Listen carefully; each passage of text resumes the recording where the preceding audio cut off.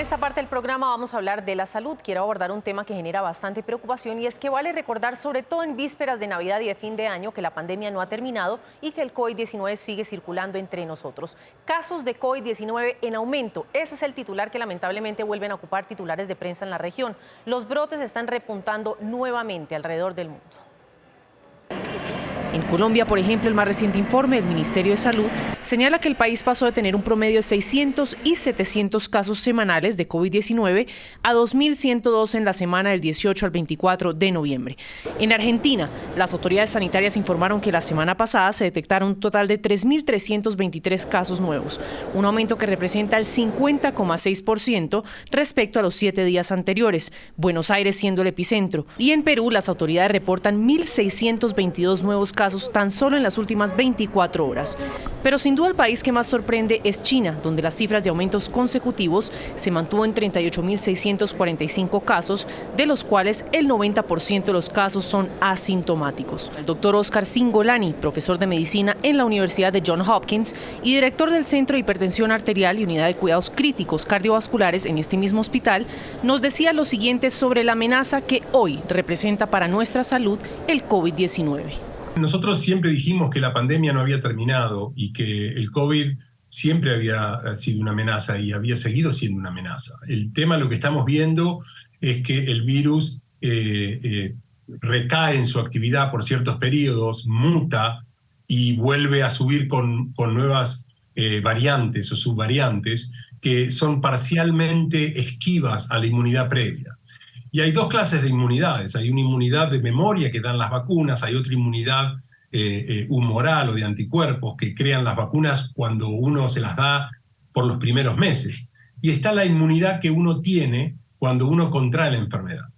Con lo cual, cuando pasan 4 a 6 meses, uno pierde la inmunidad de la infección previa, caen las defensas de la vacuna anterior y resurgen a su vez subvariantes nuevas que son parcialmente resistentes a esta inmunidad y volvemos a tener una ola.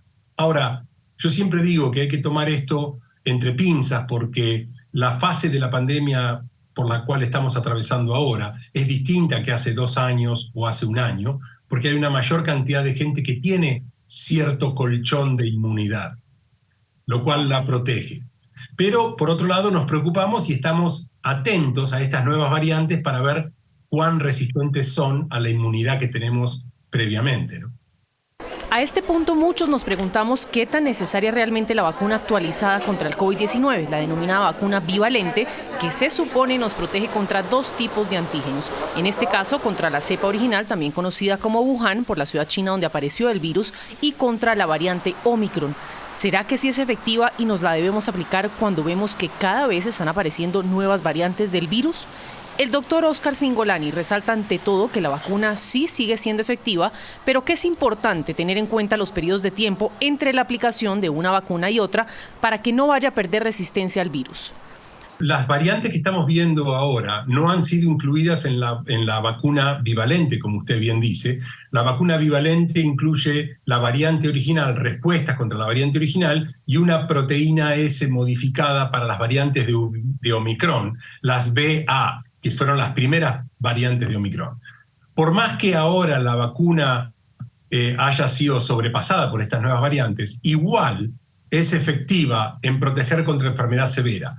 Menos que lo fue originalmente contra las variantes iniciales de Omicron y un poquito mejor que las monovalentes. Ahora, para responder por qué la nueva variante, bueno, primero, si pasaron más de 4 meses y alguien tiene 2, 3 o 4 dosis, es importante darse una 5ª dosis hoy por hoy y probablemente esta dure su protección por muchos más meses que antes. Y si uno no tiene acceso a la nueva bivalente, bueno, igual la monovalente sirve para dar cierta protección. O sea, la nueva bivalente sirve para proteger contra enfermedad severa, no tanto como servía contra las variantes originales de Omicron, pero igualmente sí lo son efectivas, así que la seguimos recomendando. Otra pregunta que seguramente muchos nos hacemos es por cuánto tiempo estamos protegidos con cada dosis de la vacuna que nos apliquemos. El doctor Cingolani responde y además advierte que lo más probable es que tengamos que estarnos aplicando una cada año. Bueno, digamos que hoy por hoy, después de 2, 3 o 4 dosis, vemos que los anticuerpos neutralizantes, después de los 3 a 4 meses, empiezan a caer. Algunos les duran más, 6 meses, 7 meses. Eso no quiere decir que dándonos una quinta dosis volvamos a necesitar una sexta o una séptima cada 4 meses. Porque es muy posible que a manera que acumulamos dosis, la protección vaya a ser más duradera. Eso no lo sabemos y es lo que estamos esperando todos, que lleguemos a un punto tal de una dosis que no requiramos más. Lo que creo yo va a pasar es que vamos a requerir una dosis anual que se va a administrar conjuntamente con la vacuna de influenza o de la gripe, que es lo que en Estados Unidos estamos viendo como algo muy preocupante también en estas últimas semanas. Y no dejemos por fuera a Estados Unidos, un país donde también existe un reporte amplio de contagios. Quiero aterrizar algunas cifras para dimensionar cómo está la situación. Hoy por hoy se registran 29.336 casos de ciudadanos hospitalizados. Esta es una de las tasas más altas desde septiembre. Estados como Arizona, por ejemplo, registran un aumento del 82% solo en la última semana. Y atención a esta información porque en las últimas horas un nuevo estudio sobre el impacto de la pandemia de COVID-19 genera controversia en la ciudad de Nueva York. Pues científicos de la Universidad de Missouri, en asociación con el Departamento de Agricultura de los Estados Unidos, detectaron rastros de coronavirus en la población de roedores de esta ciudad. El estudio también reveló que por lo menos una especie de ratas es susceptible a las 3 mutaciones de COVID-19. El estudio desata sin duda una enorme preocupación y prende las alarmas. Sobre este tema puntual de que las ratas pueden llegar a transmitir COVID a los humanos, NTN24 conversó con el doctor Joseph Barón del United Memorial Medical Center en Houston, Texas. Aunque poco es lo que realmente se sabe, preocupa que esto se convierta en un tema adicional de salud pública y que se avecinen nuevas enfermedades. Que se encontró que las ratas, sobre todo las ratas de Nueva York, tenían unas mutaciones de COVID bastante diferentes a las que tenemos en los humanos. Y la gran pregunta es si eso va a causar una enfermedad en seres humanos. Mi sentir es que yo no creo que esto vaya a llegar a darnos mucho problema. Sin embargo, sí es un problema de salud pública. Es un problema de salud pública porque tienes esa infestación de ratas que no nada más traen el COVID, pueden traer otras muchas enfermedades que son mucho más contagiosas. Quiero cerrar el tema con la siguiente recomendación que nos da el doctor Cingolani. No está de más recordar y reiterar que el uso del tapabocas sigue siendo muy importante. Sí, yo lo sigo recomendando, sobre todo ahora, no lo recomendaba hace unos meses, pero ahora con la circulación viral que hay, recomiendo, yo tengo mi barbijo ahí, ahora salgo de la oficina y me lo pongo, por supuestamente en el hospital, pero también lo hago en transportes públicos con mucha gente o lo hago en lugares cerrados públicos. Aquí en las escuelas, en Estados Unidos, se está empezando a recomendar. Yo no estoy a favor de ningún mandato obligatorio, pero sí de recomendaciones, y creo que está probado que al usar barbijos, uno disminuye la transmisión de microgotas de saliva, por lo tanto, uno disminuye las chances de poder infectarse con influenza o con COVID. Pues seguimos hablando de salud y es que esta semana se conoció información sobre un fármaco experimental contra el Alzheimer. Los resultados preliminares del ensayo realizado con más de 1.700 personas fueron publicados en una de las revistas médicas más prestigiosas del mundo, la New England Journal of Medicine, y confirman que el lecanemab reduce el deterioro cognitivo en un 27%. Aunque este sin duda es hasta ahora el avance más prometedor que se ha desarrollado en las últimas décadas, todavía su resultado es tímido a la hora de enfrentar una enfermedad tan devastadora y degenerativa que hoy por hoy afecta a unas 50 millones de personas en todo el mundo. Desde el punto de vista de algunas autoridades en la salud, el fármaco despierta más preguntas que certezas y falta todavía un camino largo para hablar de un medicamento que, más allá de aliviar los síntomas, logre curar la enfermedad. Esto dijo la doctora Sonia Villapol, neurocientífica y profesora en el Texas Medical Center de Houston.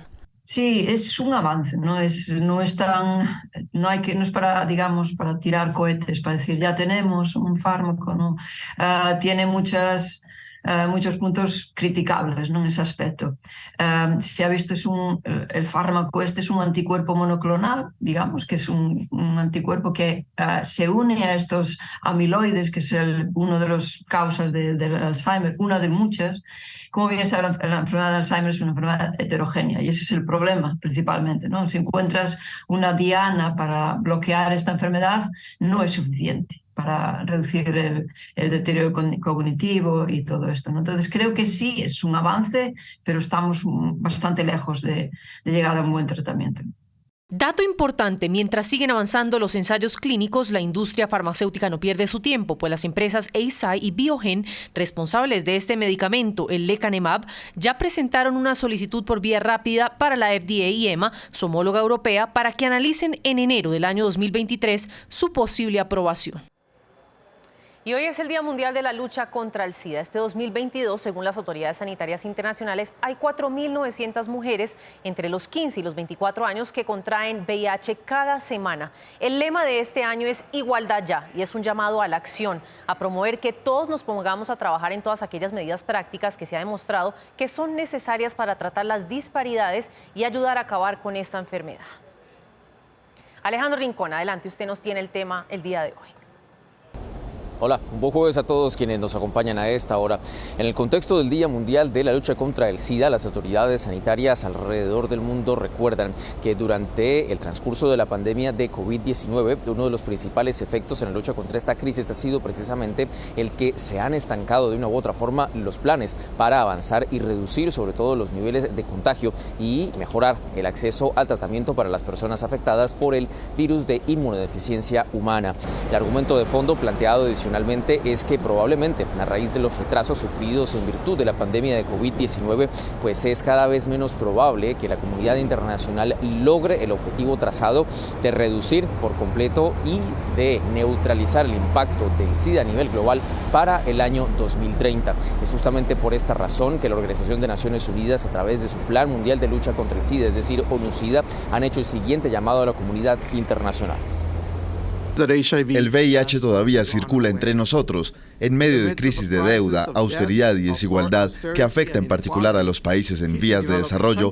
Los cortes que se producen a la salud a nivel global no son estratégicos. Este no es el momento de dar un paso al lado, sino de activar el acelerador. Solo con la solidaridad internacional reduciremos las inequidades y avanzaremos en la lucha contra el SIDA.